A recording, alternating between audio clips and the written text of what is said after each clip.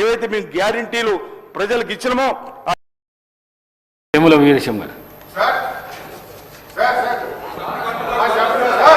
Speaker sir, గౌరవ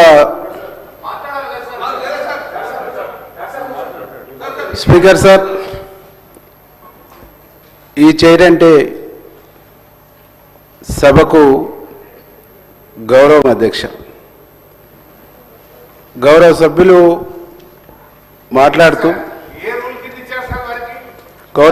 మాట్లాడుతూ ఆ చైర్ని క్వశ్చన్ చేస్తూ మాట్లాడటం అంటే ఈరోజు తెలంగాణ సమాజమే బాధపడుతున్నటువంటి ఒక సందర్భం అధ్యక్ష.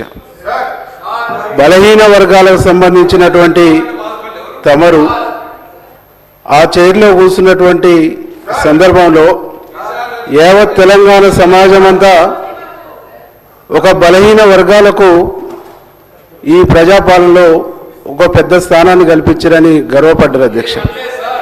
కానీ మీలాంటి స్థానంలో ఉన్నటువంటి వ్యక్తులంటే ఏమాత్రం గౌరవం లేకుండా మీరు మాట్లాడుతున్నప్పుడు మీరు చెప్పినా వినకుండా ఏకవాక్యంతో మీ చైర్ను క్వశ్చన్ చేయటం, మిమ్మల్ని అవమానించడం అనేటువంటిది చాలా దురదృష్టకరమైనటువంటి ఘటన అధ్యక్ష.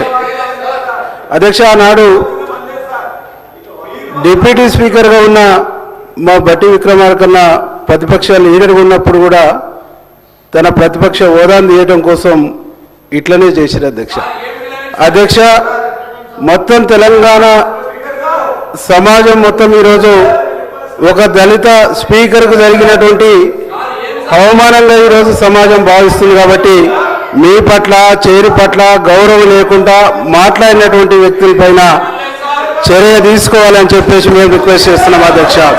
చర్య తీసుకోవడం ద్వారా ఈ జాతికి జరిగినటువంటి, కింది వర్గాలకు జరిగినటువంటి అవమానానికి సంబంధించినటువంటి సమాజానికి ఒక మంచి సంకేతం ఇచ్చినటువంటి పరిస్థితి ఉంటుందని చెప్పేసి మేము రిక్వెస్ట్ చేస్తున్నాం అధ్యక్ష. ఈరోజు ఆ ఇనానమస్గా చేసినామని చెప్తున్నటువంటి వ్యక్తులు గౌరవిస్తలేరు అధ్యక్ష, గౌరవం లేదు అధ్యక్ష, అవమానిస్తున్నారు అధ్యక్ష. ఈ అవమానానికి మీరు తప్పకుండా ఆ వ్యక్తి పైన చర్య తీసుకోవాలని మేము రిక్వెస్ట్ చేస్తున్నాం అధ్యక్ష. రామచంద్ర నాయక్. థ్యాంక్ యూ అధ్యక్ష. స్పీకర్ సార్, శాసనసభలో చట్టసభలో అడుగు పెట్టాలి, మరి ప్రజా సమస్యల మీద గళం ఇప్పాలని చెప్పేసి ఎంతోమంది విద్యావంతులు, మేధావులు గతంలో సమైక్య రాష్ట్రంలో కావచ్చు, ఇప్పుడు తెలంగాణ ప్రత్యేక రాష్ట్రంలో కావచ్చు, ఎంతోమంది మరి ప్రజల పక్షాన నిలబడాలని చెప్పేసి వారి సమయాల్ని, జీవితాలను కూడా అంకితం చేసి చట్టసభలో వస్తారు అధ్యక్ష. కానీ ఈరోజు ఈ చట్ట